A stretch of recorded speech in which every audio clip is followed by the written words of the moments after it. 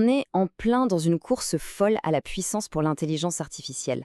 Le truc, c'est que cette course, elle a un coût énergétique, un coût financier qui commence sérieusement à devenir intenable. Alors la question se pose, comment on fait pour construire des modèles plus intelligents sans pour autant faire exploser la facture? Voilà, c'est vraiment le dilemme au cœur de l'IA aujourd'hui. D'un côté, une demande pour des capacités toujours plus grandes, et de l'autre, un mur, celui des ressources de calcul qui ne sont pas infinies.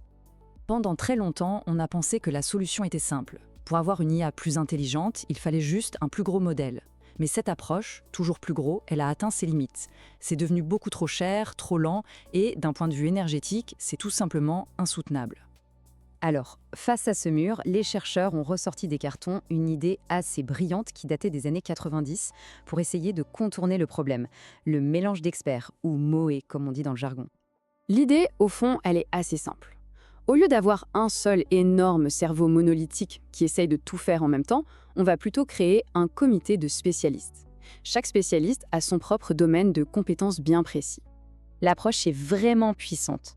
Le modèle dispose d'une base de connaissances immense. Mais pour une tâche donnée, il n'active qu'une toute petite partie de ses neurones, les plus pertinents. C'est un peu comme avoir une bibliothèque gigantesque, mais au lieu de tout lire d'un coup, on n'ouvre que les quelques livres dont on a vraiment besoin. L'économie d'énergie, elle est juste colossale.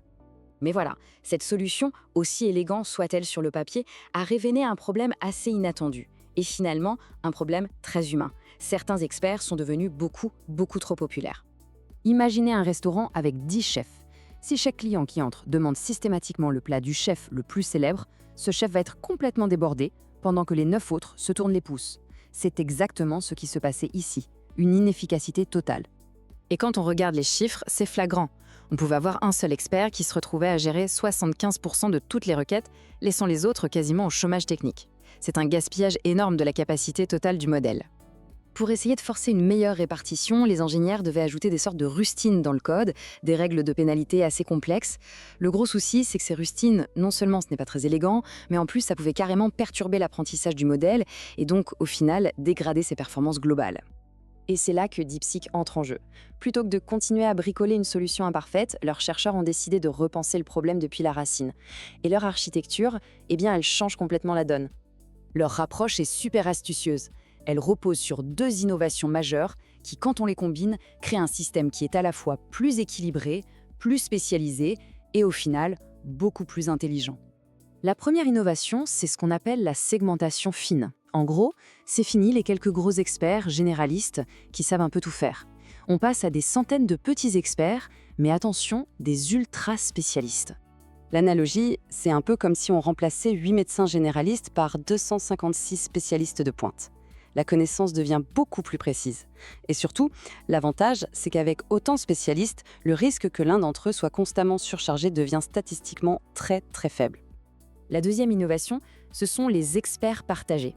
Alors là, il faut voir ça comme un tronc commun de connaissances fondamentales, un socle que tous les spécialistes vont consulter avant d'appliquer leur expertise propre. Ça évite que chacun des 256 experts ait à réapprendre les bases du langage, par exemple. C'est un gain de temps et d'efficacité énorme. Alors concrètement, comment ça marche? Bon, c'est assez simple, en 3 étapes.